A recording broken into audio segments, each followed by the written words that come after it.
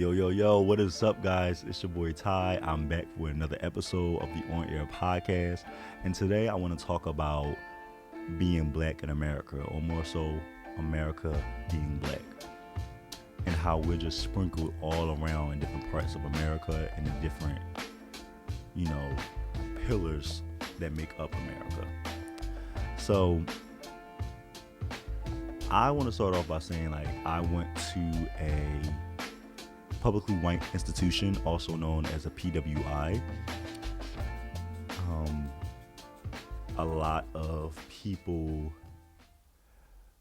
were mad at me because I went to a PWI. They thought I should have went to a HBCU, which is a historically black college or university. I mean, I love my HBCUs, I really do, but my home was with a PWI because of when it came to being accepted to one. I wasn't really accepted to any HBCUs, or I missed a mark or whatever, or something wasn't good. So anyway, I just wanted to go into a PWI. But I think it shouldn't matter whether you go to a PWI or HBCU. It should matter of how you represent yourself at either or. And I think I did that pretty well, representing myself as an individual and representing my culture at one of the whitest schools in Pennsylvania, in my opinion. I went to Shippensburg University. I have a Bachelor of Arts in Communication Journalism, and I was concentrating in public relations, and I minored in theater. And it was a very trying experience being a black journalist on campus. My field is already competitive, but when you throw race into the equation, it makes it way worse. I felt like I was used for my talent and wasn't seen for my talents. My writing skills and my creative ideas when it came to advertising and marketing and logo making and everything. I just felt like I was being used like as a monkey to some of these people. Like, I remember working in the communications and marketing department, and I had opinions on things, and they would never take my opinion into consideration. And I felt like they would only ask me just so they could say, "Oh yeah, we treated him fairly and everything." But I never felt equal to them. I never felt equal to my counterparts, if you want to call them that. Like, one time we was making a logo for I think it was like Diversity Week or whatever, and I threw something in there, but they wasn't really fucking with it. And a white kid came and had an idea about that, and he threw his mix in there, and it was like good enough. But it was basically the same thing that I had said. So I just never felt equal. Like, I felt like Josephine Baker in a way. Like, they liked my talent, but they didn't like me because I was black. Like, I just felt like it was just like, ugh, I don't know, man. That kind of steered me away from the department, but I wasn't going to let that get me down. I really kept pushing forward and just saw beyond the ignorance and the vile ways and whatnot. But if I did go to a HBCU, I don't think anything would have changed. I think I would have been the same exact person that I was. The only thing that possibly would have changed would be my friendships. I probably would have had more friends that I expected, more than I expected, I'm trying to say. Like, at SHIP, I made a lot of amazing, great friends. Some I fell out with, some I didn't fall out with. And I didn't have a lot of white friends because on that campus, it was a literal battle. It was a battle to try to be seen and to be heard and to just even be acknowledged. Like, I wish you guys could, like, oh well, my ship guys, they're like listening. Y'all know, like, the struggle that we went through up there. Y'all know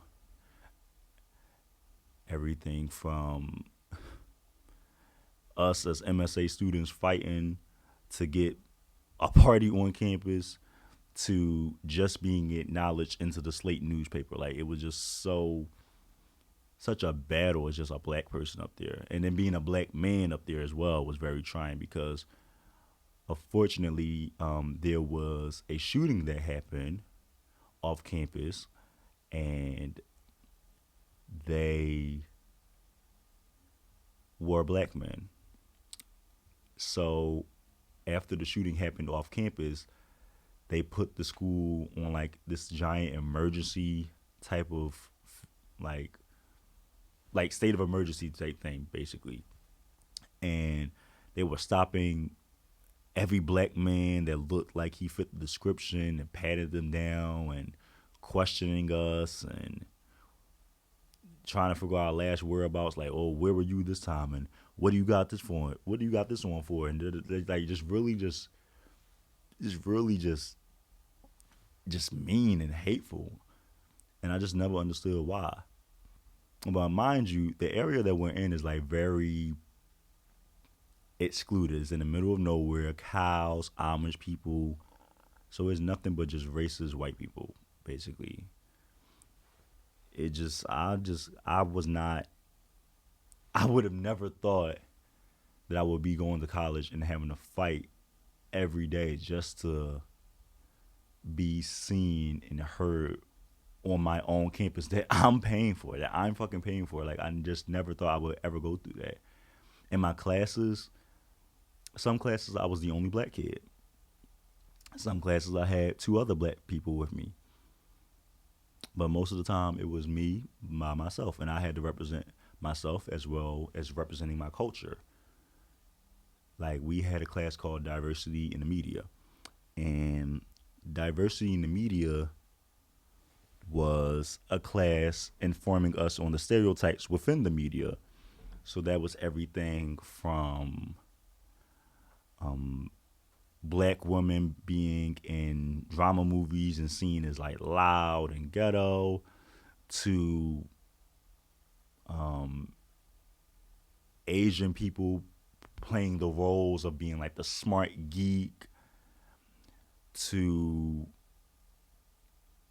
white people playing like the oh this person has money and they are on top of the world and the best thing ever, like like how the world wants, like it was just basically stereotypes. It was like the pointing out the stereotypes of races and cultures that is now presented in movies, TVs, books, magazines, everything like that. It was a very interesting class, but a lot of the white students were not really, they were like very ignorant with the way they like brought things up. Like someone, this white guy was saying like, oh yeah, for example, like oh that movie with the big black lady with the big boobs and she's old and she's loud, what's her name, Medea. And then the other black girl turned around and said Medea. And then she said, if you're going to speak on our culture, you got to speak on it correctly. And then he just rolled his eyes and all that stuff. But it's like a bigger impact. Like you can't just like, yes, he got the name incorrect, but it's like a bigger meaning. Like I don't feel, me personally, I just feel as though they really be saying stuff on purpose, saying stuff incorrectly on purpose because they know we're in the room and that they know that we're gonna say something. Because like you, like who don't know how to say Medea? Like nobody saw Medea and be like, oh Medea. Like what's called Medea, so it just be like slick stuff like that I just really didn't fuck with, and I was over it. And my professors, I felt like that they thought that I was like incapable of doing work and that I couldn't do assignments correctly. It just I don't know, man. It just had like I just had a weird vibe. But then I had a hand select of professors.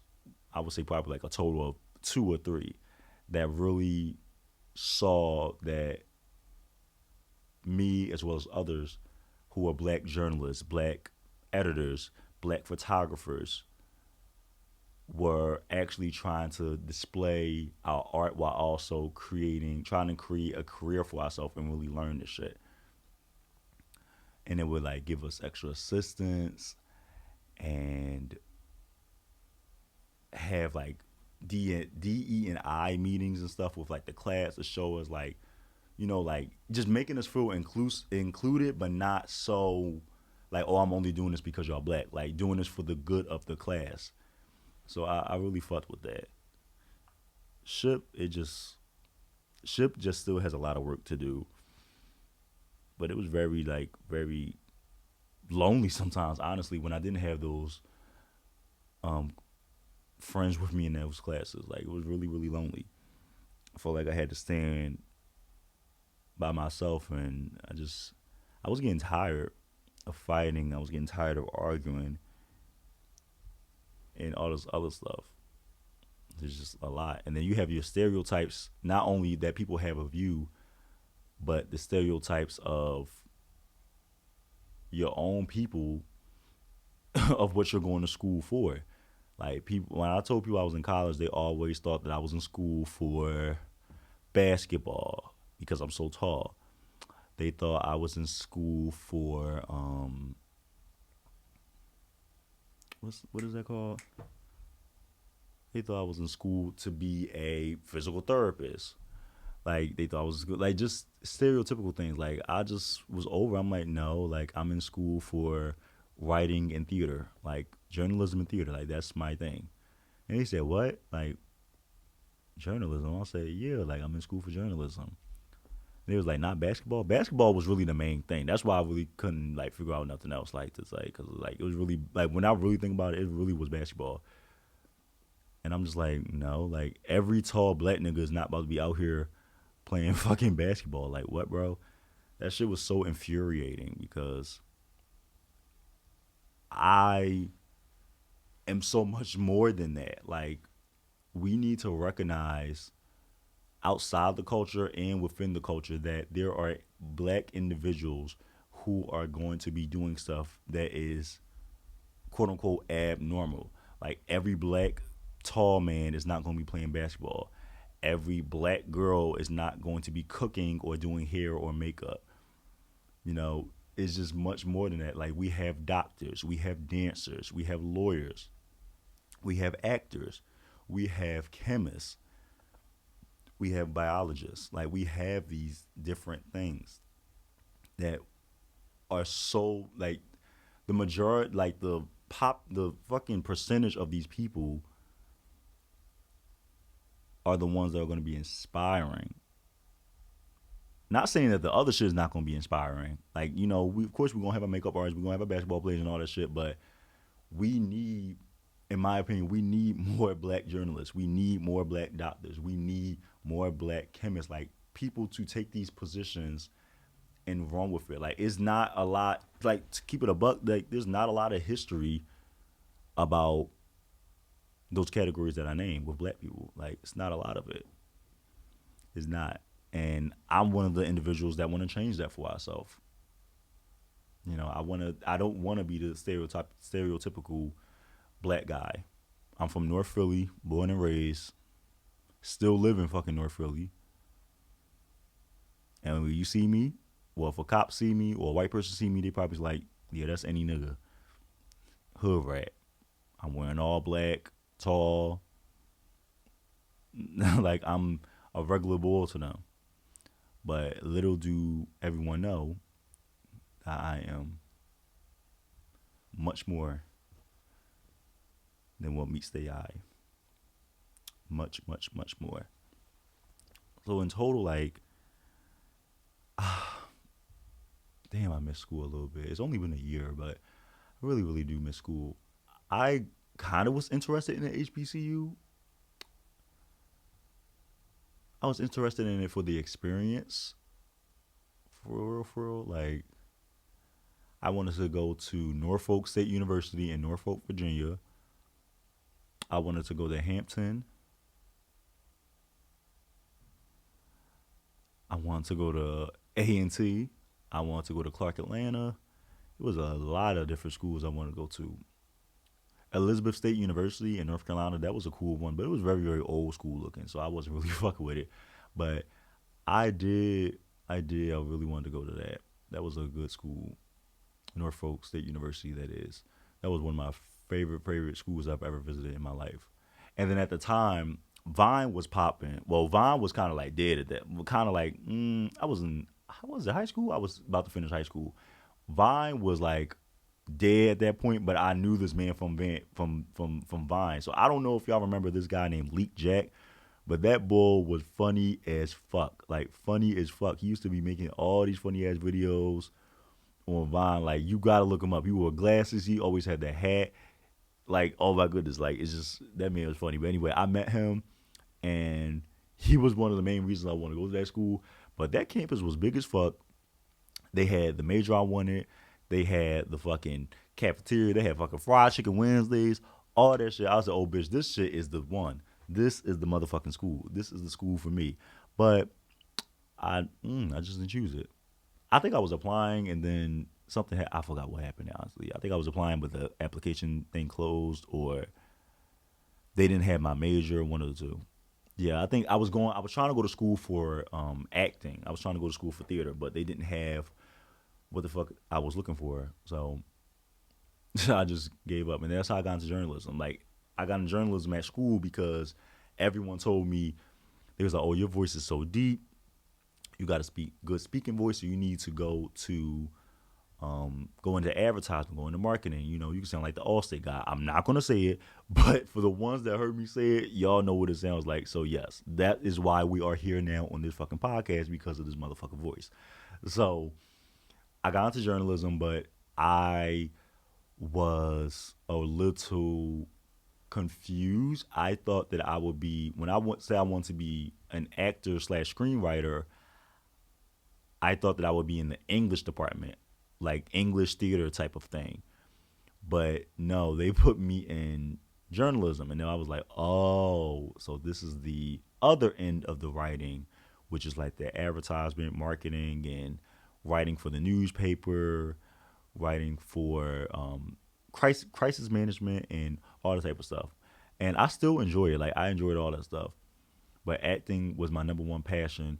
And I feel as though nobody like took me seriously when it came to that. Like I auditioned for a couple of different shows around Philly. Some from the white people, some from the black people. But the white people, they just definitely was like, it's like, yeah, it's a hard no. Like, you don't have what it takes and all that stuff. And I just felt disappointed. And speaking of unfair treatment or disappointment when it comes to black actors and actresses, Taraji P. Henson, I really want to talk about this. Taraji P. Henson bravely addressed the issue of pay inequality in Hollywood. So some of it may have been triggering for my black theater kids. It may have been triggering because y'all know, like, it is a struggle. Like, you can have everything under your belt. You can have the Tony, you can have the Oscar, you can have the Grammy, you can have the Emmy, and it still will never be enough. You can be EGOT down, and it still would not be enough. Viola Davis has spoken on this. Taraji P. Henson spoke on it. Monique has said it. Now, Monique, she was trying to tell us a long time ago, but nobody in the media was really believing her. They thought she was just bitter. She's blackballed because she's difficult and all this other stuff. But honestly, I didn't know where to start with Monique. I believed Monique at all times, but I'm like, well, she is a little difficult, but I didn't want to be so set on like, yeah, this is like no feed into the like we were saying stereotypes of a black woman. I didn't want to feed into that, so I definitely looked it up and got some more information on it, and she is completely right. And when we look at all these women, Viola Davis, Taraji, and Monique, they all are saying the same thing, but in different ways. But my question is, why was Monique's so outrageous, but Taraji P. Henson's statement was taken into consideration more? That's what confuses me. But anyways, yeah, Taraji, she spoke on that, and she, as you know, if anybody saw The Color Purple was very good. Taraji P. Henson played Suge Avery in the musical. So The Color Purple this time around, it was a musical. And for those that are saying is that it was too much music in it, and that the Color Purple didn't need to be redone. Actually, go hop in a hole somewhere like nobody really gives a damn about your opinion because it was fucking phenomenal. I'm a huge fan of musicals just because I am a theater kid. I love them so much. The Color Purple was amazing. Everything from the Sierra cameo to Haley Bailey to like oh my goodness, it was just so much blackness. The Timbaland Man moment, it was just so much blackness, so much culture, just so much soul. And Fantasia playing silly, like it was just like wow. I really really enjoyed it. It's definitely a film that's very underrated, but Taraji spoke on her wanting to walk away from the film because she said she wasn't being paid enough, which then sparked controversy between her and Oprah in the media. Now, Oprah handled it with grace, but I do think that she felt some type of way because Taraji like called her out in public. But they had a public interview and a conversation about it, and it was nice. But I don't know. Sometimes, of course, I think Oprah's doing it for the cameras, but love Oprah down. But you know, it shouldn't be a question about equal pay when it came to that film. Like it's off the back, it should have been, oh yeah, you're getting what's worth. You're gonna get your worth because like you starred in the film yourself as Miss Sophia. So it shouldn't be a question, which is one of the most like iconic scenes. You told Harpo to beat me. God knows I loves Harpo. God knows I do. Like that is so fucking iconic. Like who like if you are black, you're going to fucking know that. You know that line. So to me it shouldn't even be a question on why you wasn't paying Taraji, one of the most talented black actresses in our time. Like Taraji is like really that's a fucking superstar. Everything from Empire. Empire is when to me Empire is when a lot of people really really started hopping on the Taraji wave. Like you seen how powerful of an actress she was on that show. Even though it was like the stereotypical loud ratchet type of thing, but she carried it well because she also is very versatile for those who don't know. Let's not forget how she was in Hidden Figures with Octavia Spencer and fucking killed it. Okay. She killed it. Hidden Figures is her best film, top 5 films for me. For me. Like I honestly, it just was like the top 5 for me. Hidden Figures was just a beautiful film. Like I didn't even know about the three black women that helped put the first man on the moon. Like I never knew that until I saw the movie, unfortunately. And she killed it. She killed it. Empire, she killed it. Even though Empire went on for years and years, like Empire was dragging. Like I stopped watching Empire because I didn't know what the fuck was happening. I honestly was so over it. I'm just like, okay, like good. Between Onika dying, uh Hakeem giving away the company, Lucius doing this crazy shit, Buki getting shot. It was just too much, so I just gave up with it. But anyway, Taraji, she's a star. I really wish her the best. I love her so much. Love, love, love. I cannot wait to meet her. And just yeah, like Taraji is just a fucking superstar. I'm telling you. And then she said, like in an interview, she said, I'm only human. And it seems every time I do something and I break another glass ceiling, when it's time to renegotiate, I'm at the bottom again. Like I never just did what I just did. And I'm just tired. And then usually that's like, hear the, like, that was a quote that I was just reading. But I remember seeing that clip on YouTube. And she was so emotional. And I just felt so bad for her. And then I loved the moment that her and Monique had on social media, how Monique comforted her and told her it was going to be okay and some other stuff. But I really loved that. Instead of Monique saying, like, she could have been like, yep, that y'all didn't listen to me. I've been told y'all this stuff. But instead, she embraced her black sister and acknowledged the fact that they both were going through the same thing.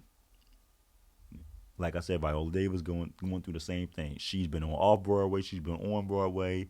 She gets the EGOT, everything. You name it. She has the same track record, and her career can actually be compared to Meryl Streep, as she said. But it never will be. Why? Because she's a black woman. Because she is a black woman. Mm-mm. Now imagine me if I went to Kappa. Kappa, for those who don't know, Kappa is the school for the creative and performing arts here in Philly. Boys to Men went there. If you don't know, do your research. You know what the fuck it is. It's Philly. You should already know this.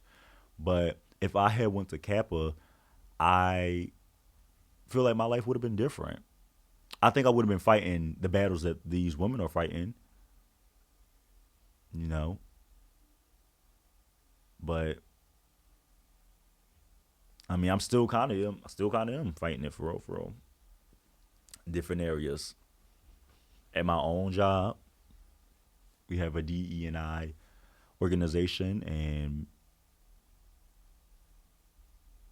just forever going to be unequal, unfortunately. But that doesn't mean that we should stop there. That doesn't mean that I should stop there.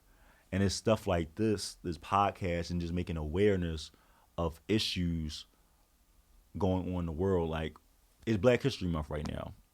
Cool, got that. We love that.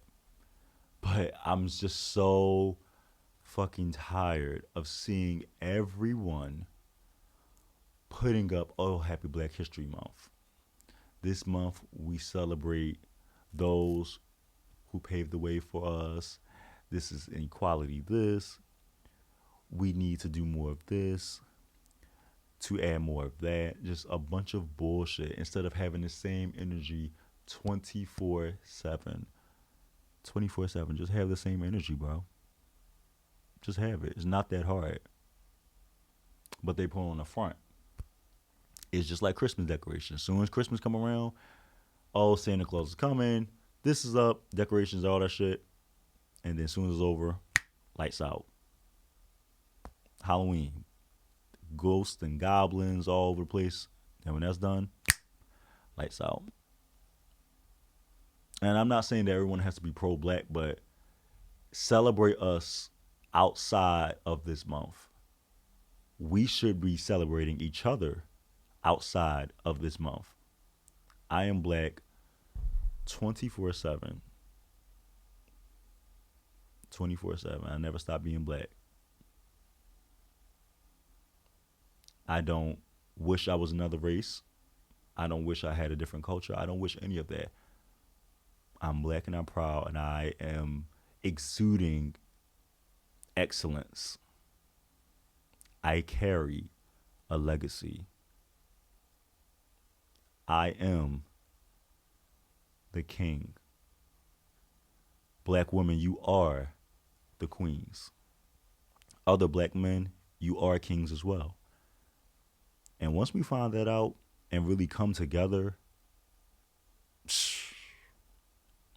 man, y'all don't even know. Like, the Nile is just running dry right now.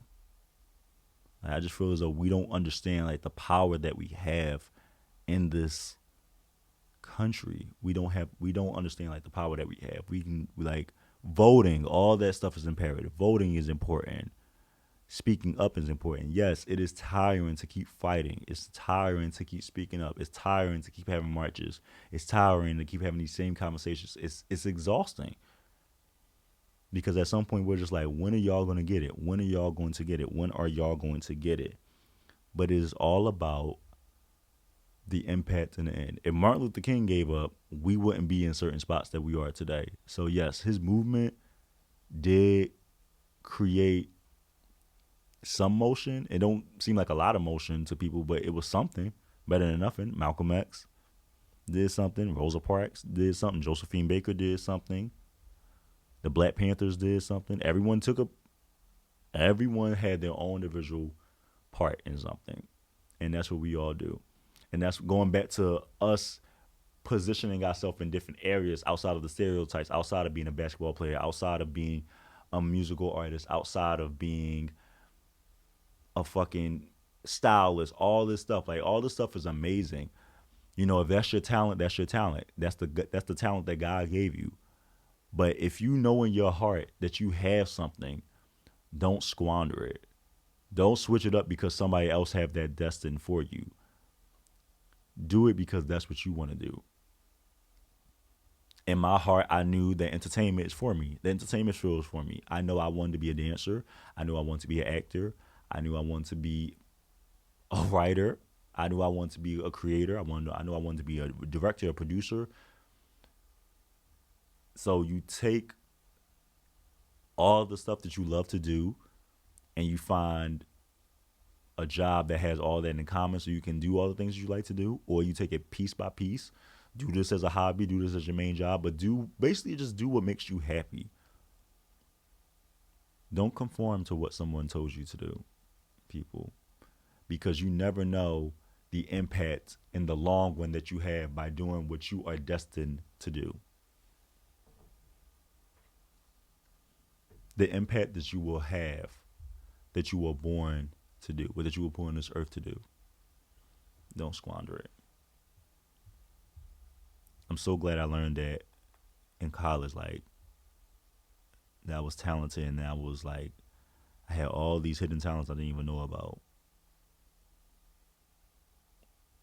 And I think really that's what we can do as Black Americans to help each other. For real. Just passing on the knowledge. And that's the best we can do right now. And giving back to our communities in the best way we can. Now we can't be Superman now. Like we can't do everything. Like, you know, everyone has to pull their weight. But we some of us can't do it alone. It takes a team effort. Because just like how we got Barack in office, soon as we heard there was a black man running for president, everybody went out to go vote. And then with all that changed, and there's Hillary and Trump, and nobody don't want to vote anymore. But we are a beautiful people. We are an excellent culture. And we're just so divine. And we come in all shades. As T.S. Madison would say from Renaissance, I'm dark brown, dark skin, light skin, beige, fluorescent beige, bitch, I'm black. So that's all the time we have for today, guys. Thank you guys so much for tuning in. My supporters, I love you guys. I love how you guys have been showing so much love to episode 1, how you guys have been sharing the comments, all the kind words you guys have said. I really appreciate it. You're the reason I do this. I'm so excited for what's to come, and it's up from here. So I wish you guys a beautiful night, day, whatever time you're listening, and remember, stay elevated.